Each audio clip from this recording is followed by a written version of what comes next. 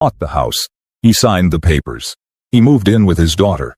But when a neighbor demanded he pay rent for a home he owned, what followed turned an ordinary Nashville street into a lesson the whole town would never forget. It happened on a quiet Saturday morning, the kind where the air feels like a fresh start. Dion Graves stood in the middle of his new driveway, a single box in his hands, staring at the house he'd spent the last 7 years working toward. It wasn't huge or flashy, but it was his. 3 bedrooms, a porch that caught the morning light, and a big oak tree that looked like it had been waiting just for his daughter to swing from. He exhaled, long and slow, taking in what that moment meant. For most people, moving day is just another errand. But for Dion, it was proof. Proof that long nights in the architecture firm had finally paid off.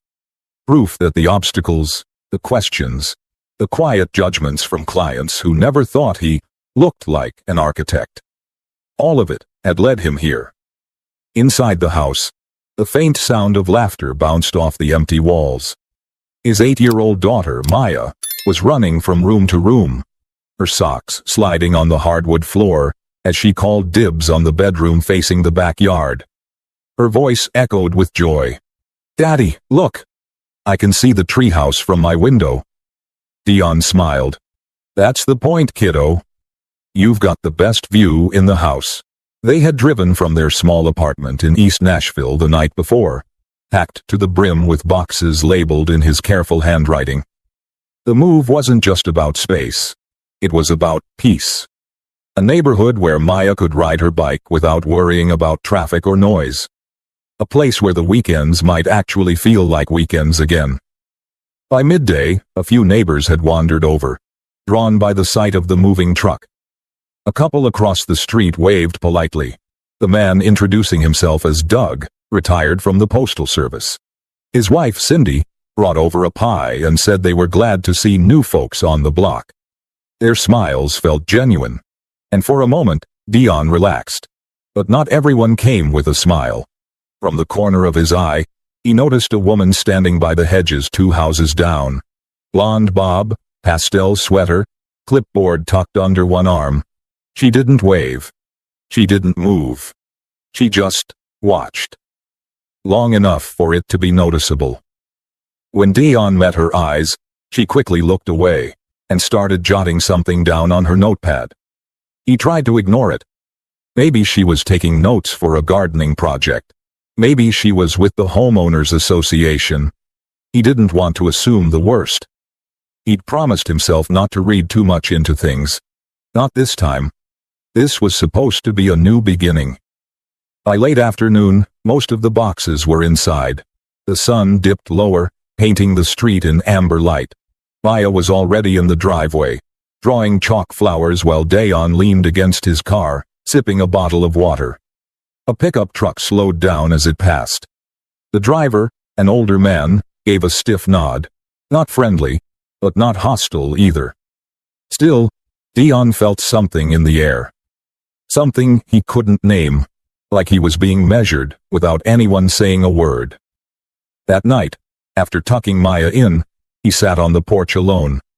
The street was still, the only sound coming from a sprinkler down the block. He could see porch lights glowing from every house except one, the one where the woman with the clipboard had been. Her blinds were drawn tight. He leaned back in his chair, letting the cool air wash over him. He told himself this was what normal felt like. New house, new people, small town rhythm.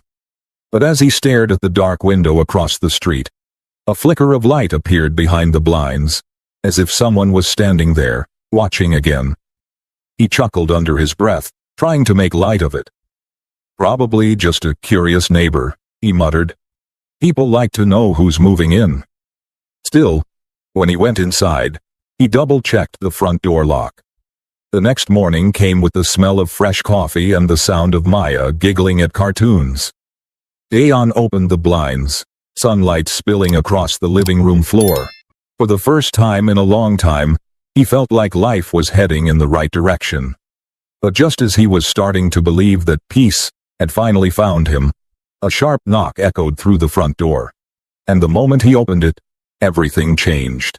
But what started as a friendly greeting quickly turned into something Dayon would never forget. The knock came again, sharp and deliberate, like someone determined to be heard. Dayon set his coffee mug down and walked toward the door, his footsteps soft against the wooden floor. Through the frosted glass, he could make out a figure. The same woman he'd seen by the hedges the day before. Clipboard in hand, same pastel sweater, same tight smile. When he opened the door, she spoke before he could even say good morning. "Hi there. You must be the tenant?" Her voice had that sugary tone that wasn't sweet at all. Dayon tilted his head slightly. "Tenant? No, I'm the owner." The woman raised an eyebrow and glanced down at her clipboard. "Oh, really? That's strange. I was told the property was still under management. I handle rental matters for the previous owner, so I'll need to see your lease, just for confirmation." Her phrasing, "I'll need to see," hit him like an order, not a question. He blinked, unsure whether to laugh or take her seriously. "I think there's some confusion," Dayon said calmly. "The house was sold 3 weeks ago. I closed on it myself. You can check the county record." The woman didn't even look embarrassed. Instead, she squinted at him like he was the one making things complicated. Well, that's not what I was told. And since I'm the neighborhood coordinator, I have to make sure everything's in order. People can't just move in without notice." Dayon crossed his arms, still polite but firm. "I'm sure there's no problem. My name's Dayon Graves. I bought the house from a man named Paul Jenner. You can call him if you'd like." She pursed her lips. "Oh, I know Paul. He didn't mention selling." "He definitely did," Dayon replied, a faint smile tugging at the corner of his mouth. "The keys came straight from him." The woman's eyes darted from Dayon to the living room behind him, where moving boxes still lined the wall, and then back to his face. "I see. Well, I suppose you wouldn't mind showing me proof of ownership, just to clear things up?" Dayon took a slow breath. "Actually, I would mind. You're standing on my property, ma'am. If you have questions, you can call the county or the realtor. But you don't have any authority here." Her smile faltered. "There's no need to be rude. I'm just trying to maintain order in the neighborhood. We don't usually have confusion like this." He caught the hesitation in her voice, the pause between have and confusion. He knew what she meant, though she didn't say it out loud. Behind him, Maya appeared at the edge of the hallway, holding her stuffed rabbit, her eyes wide. Dayon gave her a reassuring nod. "Go finish your breakfast, baby. I'll be right there." The woman followed the child's movement for a moment before turning back to Dayon. "I'll be filing a report with the Homeowners Association. They'll need to verify who you're renting from. You should probably get your paperwork in order before they contact you." "I don't rent," Dayon said, voice low but steady. "I own this house. I worked hard for it, and I don't owe you or the HOA a single thing." Her expression hardened. "We'll see about that." She turned sharply on her heel and walked down the driveway, scribbling something on her clipboard before disappearing behind a parked SUV. Dayon stood in the doorway for a long moment, the morning light spilling over his shoulders. He wasn't angry. Not yet. Mostly, he was stunned. It had taken less than a week for someone to try and question his right to exist on his own property. He closed the door slowly, exhaling through his nose. Maya peeked around the corner again. "Daddy? Who was that lady?" "Just someone confused," he said. "Don't worry about it." But he did worry. That evening, as the sun slipped below the rooftops, Dayon noticed a small group of neighbors gathered near the curb, their voices low, their glances not so subtle. One of them pointed toward his house. He couldn't hear what they were saying, but he could guess. The next morning, a white envelope appeared in his mailbox. No return address, just the words, HOA notice, typed neatly across the front. Inside was a single sheet of paper, with a short message. All residents must verify occupancy with the association. Failure to do so may result in fines or legal action. Dayan shook his head, muttering under his breath. Legal action? For moving into my own house? He grabbed his phone, called the number listed for the HOA, and got a voicemail.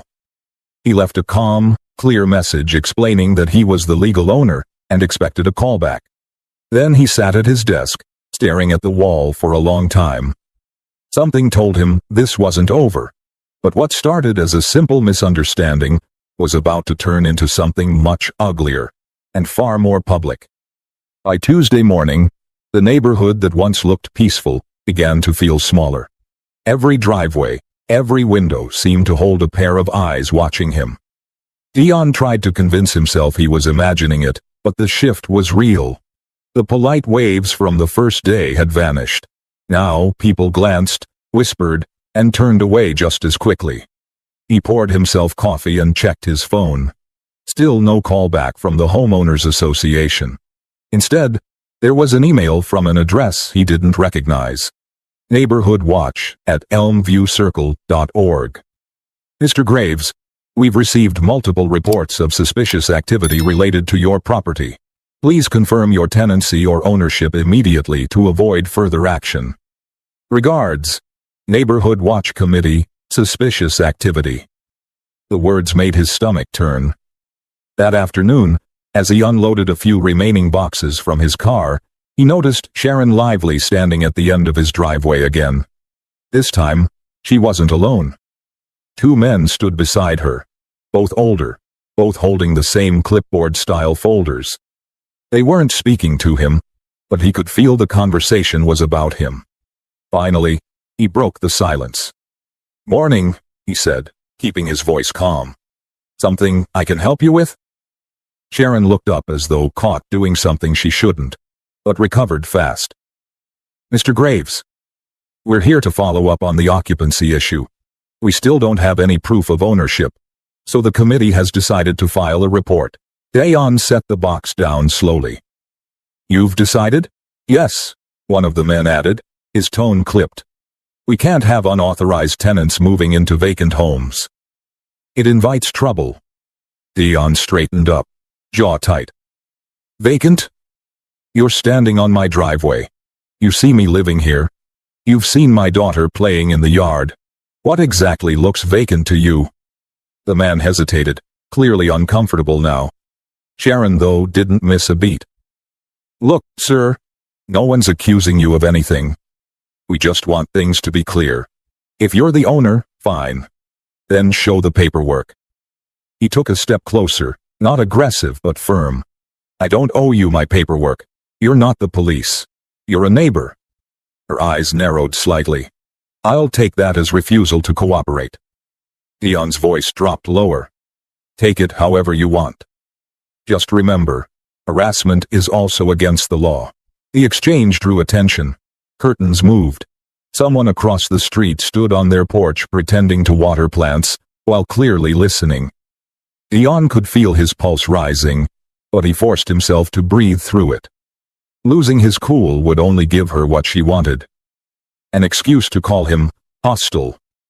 He picked up his box, turned toward his door, and said over his shoulder, "Have a good day, Ms. Lively." That night, after putting Maya to bed, he heard footsteps outside. He looked through the blinds. Sharon was there again, this time with her phone raised, snapping pictures of his car, the mailbox, even his front door.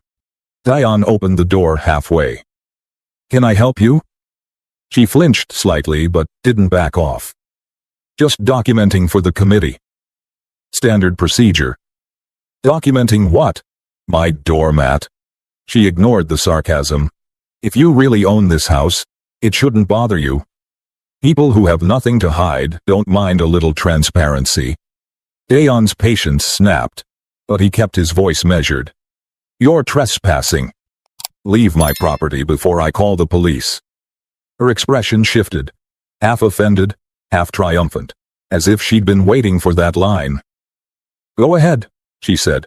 "I'll explain everything when they arrive." She left soon after, But Dayan couldn't shake the feeling that something was building. That this wasn't about property, but something much deeper. Something she didn't have the courage to say out loud. The next morning, he found a fresh notice taped to his door. This one wasn't typed. It was handwritten in thick black marker. "We don't want trouble here. Keep things quiet, or move out." He stared at the message, disbelief curdling into anger. He folded it, placed it in an envelope, and kept it as evidence. He knew better than to confront whoever had left it. Instead, he called his friend, Officer Lionel Briggs, a local patrol cop he'd known since college.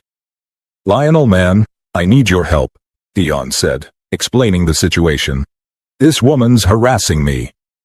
She's taking pictures, making up lies, getting the neighborhood against me." Lionel sighed. "Yeah, I've seen this kind of thing before. They hide behind community rules, but it's the same old garbage. I'll stop by tomorrow, off duty. Bring your deed and paperwork. We'll make sure this doesn't go any further."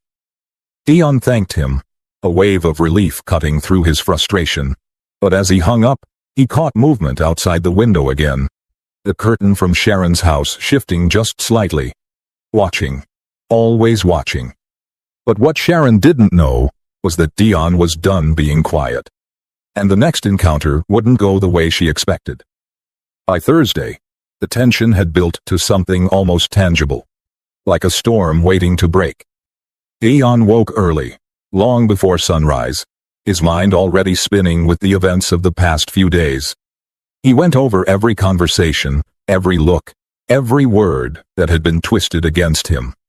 The coffee he poured sat untouched, as he stared out the kitchen window at the streetlight flickering over the cul-de-sac. Maya's laughter from upstairs was the only sound that reminded him why he couldn't lose his temper. She was innocent in all this. She just wanted to ride her bike, draw chalk hearts on the driveway, and eat pancakes on weekends. She didn't deserve to see her father treated like a stranger in his own home. At 9 a.m., Lionel called. "I'm off duty today," he said. "I'll stop by around 11. Bring everything you've got. The deed, emails, that letter. We'll handle this the right way." Dion thanked him, then sat at his desk, organizing documents. The sunlight cut across the room, falling on the photo of him and Maya at the beach. The only frame he'd unpacked so far. That small image grounded him, but peace didn't last. At 10:30, a patrol car rolled slowly down the street and stopped in front of his driveway. Dion frowned, his stomach tightening. He hadn't called the police. Not yet. He stepped outside as two uniformed officers got out. The older one adjusted his belt and approached with a polite but wary expression. "Sir, we got a call about a potential trespassing situation." "Are you Mr. Graves?" Dion's hands went cold. "Yes, I am." "Trespassing? On my own property?" Before the officer could respond, Sharon appeared from across the street, clutching her clipboard like a badge. "That's him, officer. I told you he's been living here without authorization. The association records still list this property as vacant." The younger officer turned to her. "Ma'am, we'll handle this. Please step back." But she didn't move. "I've called 3 times this week. He refuses to provide documentation. We can't just have people moving into empty homes. It's not safe for the neighborhood." Dion clenched his jaw, forcing his voice to stay calm. "Officers, I'm the legal owner. I have the deed inside if you'd like to see it. And for the record, she's been harassing me since I moved in." The older officer nodded. "All right, sir. Let's take a look." Dion went inside, retrieved a folder, and handed over the documents. The officers reviewed the pages. Deed, closing statement, property tax receipt, everything in order. The younger cop glanced up at Sharon. "Looks legitimate to me." Sharon's eyes flickered with disbelief. "You're just going to take his word for it? How do you know those aren't fake?" The officer raised an eyebrow. "Ma'am, these are official county documents. There's nothing fake about them." She crossed her arms. "Well, it still doesn't sit right. He doesn't fit the—" She stopped herself mid-sentence, but the damage was done. Dion met her gaze, steady and sharp. "Doesn't fit what, Ms. Lively?" She looked away, pretending to check her clipboard. "Never mind. Just doing my job." The older officer sighed. "Ma'am, I think that's enough. This man owns his property. You're bordering on harassment. I'd suggest you let this go." Her face flushed, but she forced a tight smile. "I'm just trying to protect the neighborhood." "From what?" Dion asked, voice calm but cold. "From people who don't look like you." That silenced her completely. The small crowd of neighbors who'd gathered near the sidewalk shifted uncomfortably. The air hung heavy with embarrassment. Not for Dion, but for her. The officers handed his documents back and apologized for the misunderstanding. "Sorry for the trouble, Mr. Graves. Have a good day." As they left, Sharon stood frozen, the confidence drained from her expression. When her eyes met Dion's, there was no power left behind them, only fear of her own exposure. Dion didn't say another word. He simply turned and walked back inside, closing the door quietly behind him. Inside, Maya peeked from the stairs. "Daddy, were the police mad at you?" He knelt beside her, pulling her close. "No, baby.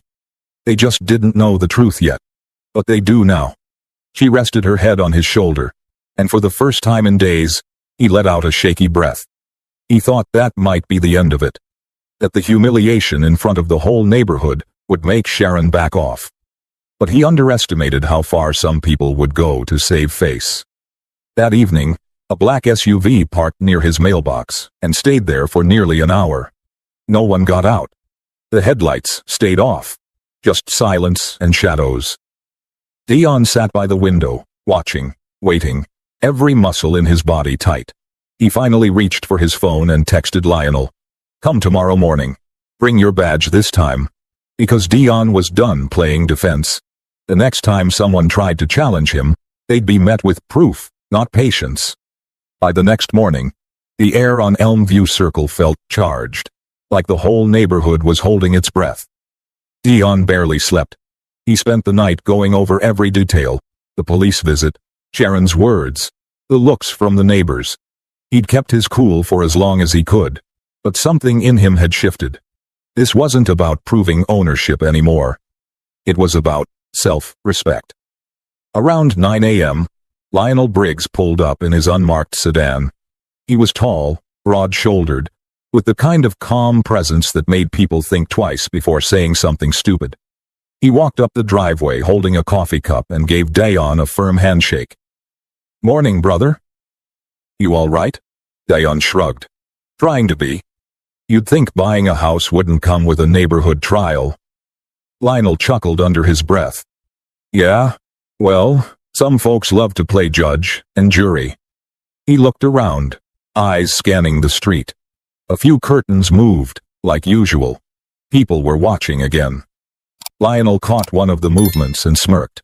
"They sure do have an audience today." Dion gestured toward the porch table where a stack of documents sat neatly arranged. The deed, closing statement, utility bills, and a printout of the county's online record showing his name listed as the current owner. "Let's get this over with," Dion said. They didn't have to wait long.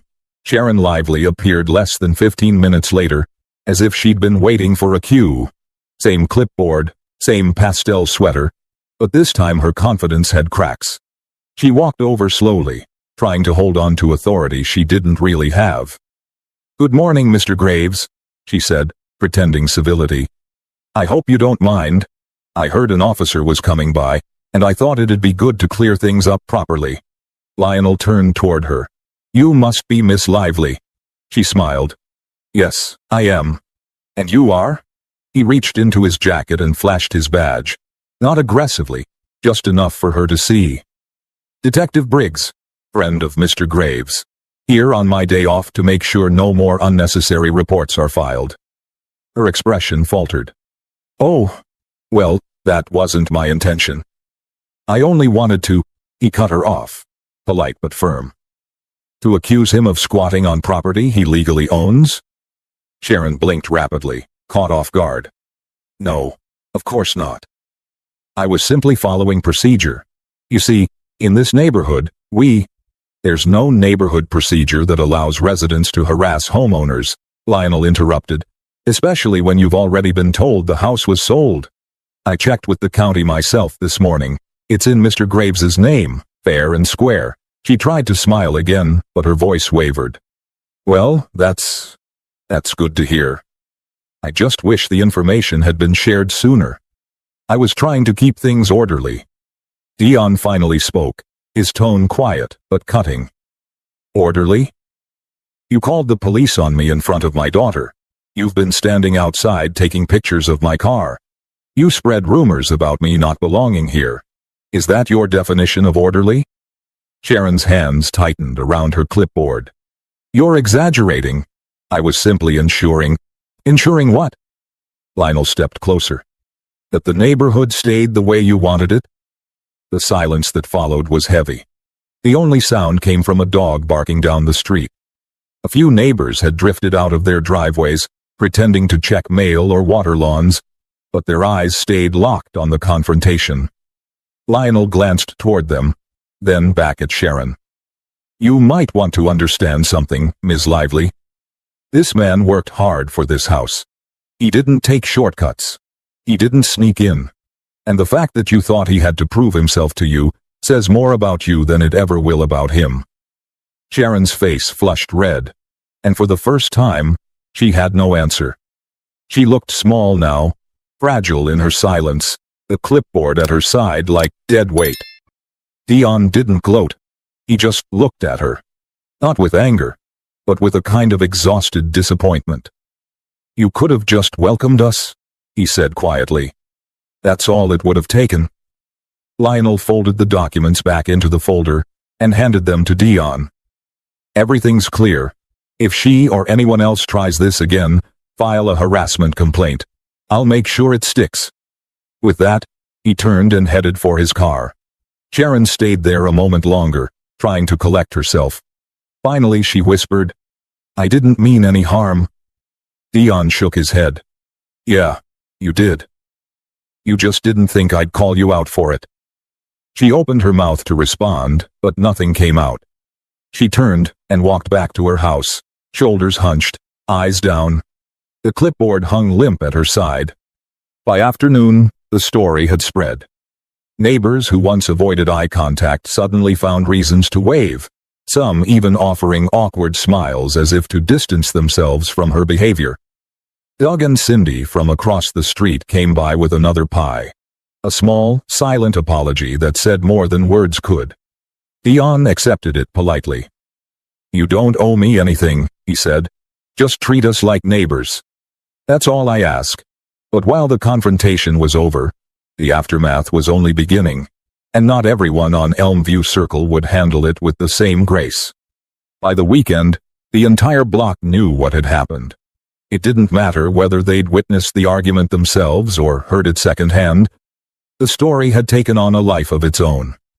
In coffee shops, online neighborhood threads, even at the local farmers market, people were talking about the woman who tried to make a homeowner prove he belonged.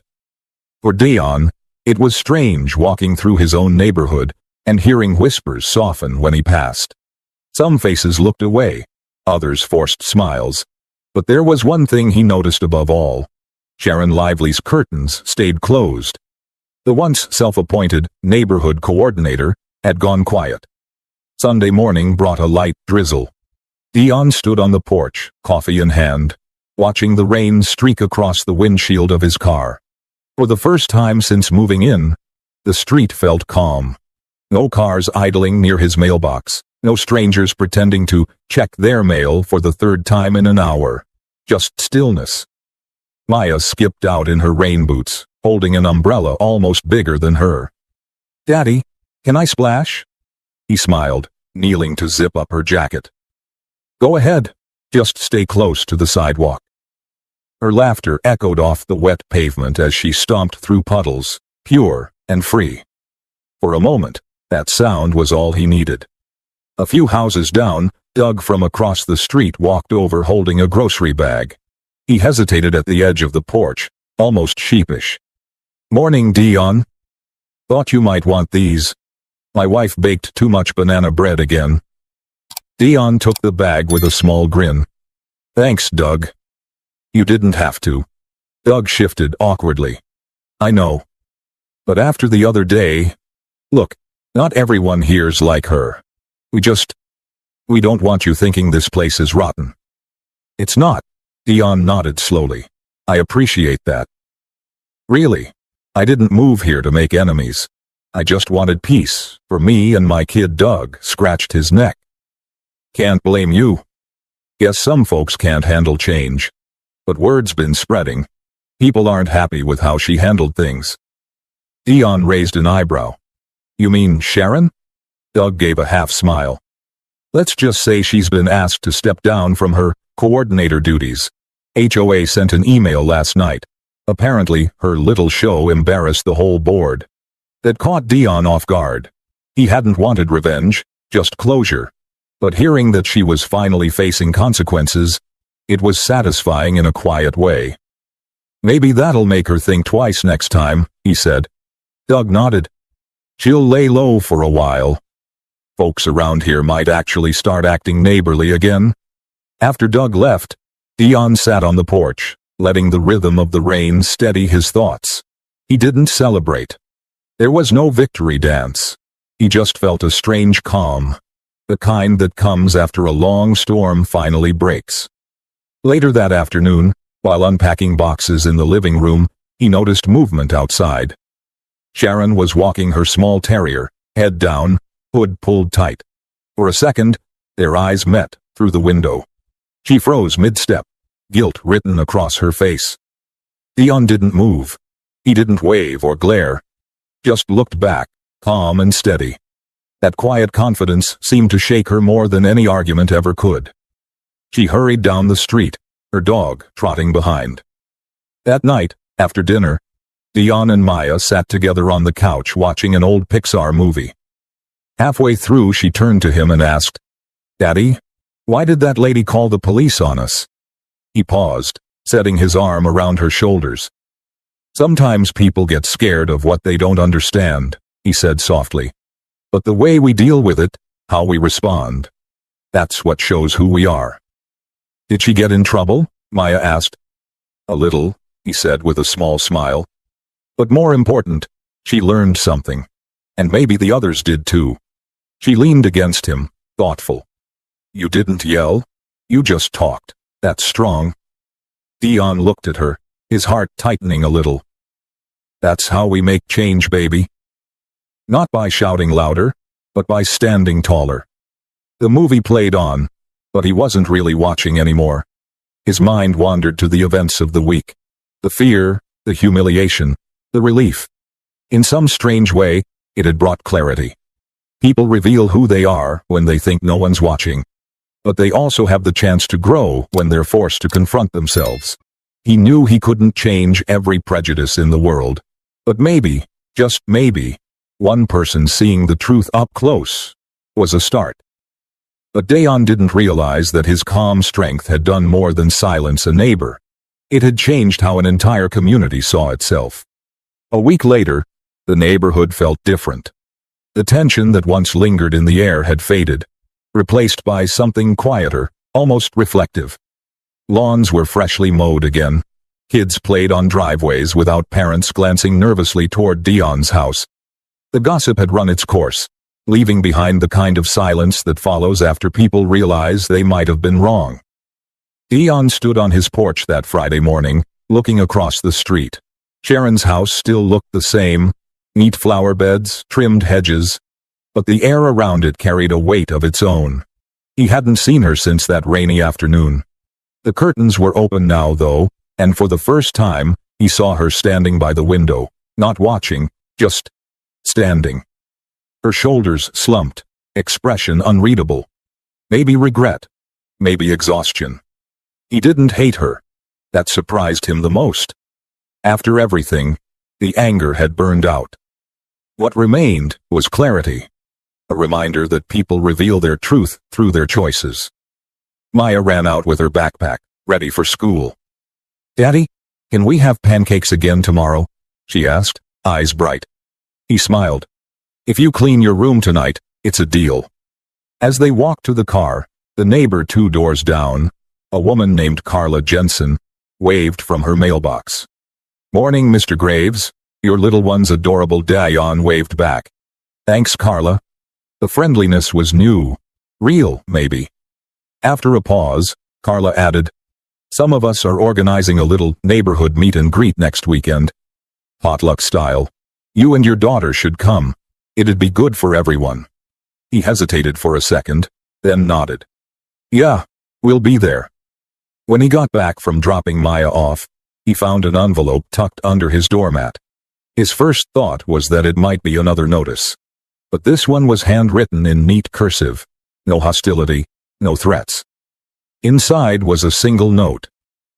"Mr. Graves, I owe you an apology. I let my assumptions guide me instead of facts. You didn't deserve what I put you through. I hope one day you can forgive me. Sharon." Dion sat down on the steps, the letter in his hand. He read it twice, maybe 3 times, and then folded it carefully and slipped it into his pocket. Forgiveness wasn't instant, but it was possible. That evening, Doug and Cindy stopped by again, this time with a small welcome basket, cookies, a neighborhood directory, and a handwritten note that said, "Glad you're here to stay." They stayed a while, chatting about work, schools, and where to find the best barbecue nearby. It wasn't forced.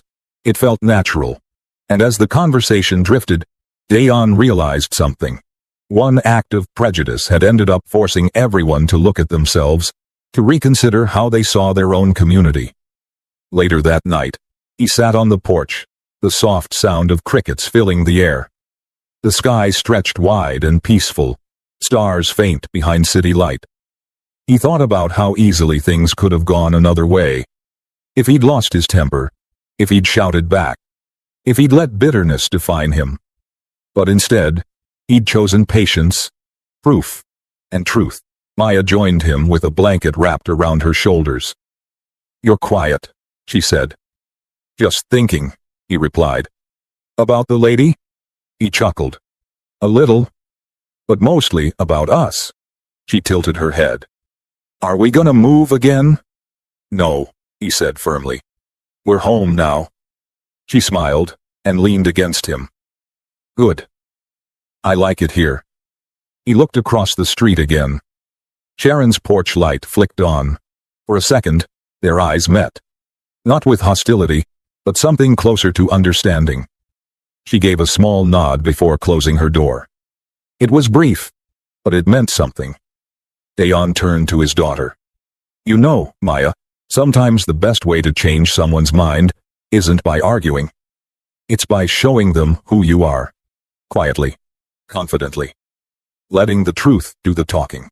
She thought about it for a moment, then grinned. "So, we were the lesson?" He smiled back.